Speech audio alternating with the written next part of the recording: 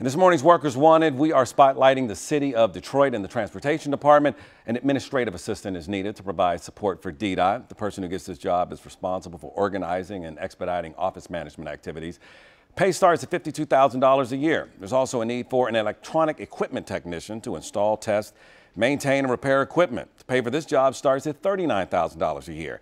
And lastly, there's a need for an emergency dispatcher to receive reports of transportation operating emergencies and determine the best course of action. Pay for this job starts out at $35,000 a year. Now, these are just a few of the opportunities that are available working for the city of Detroit.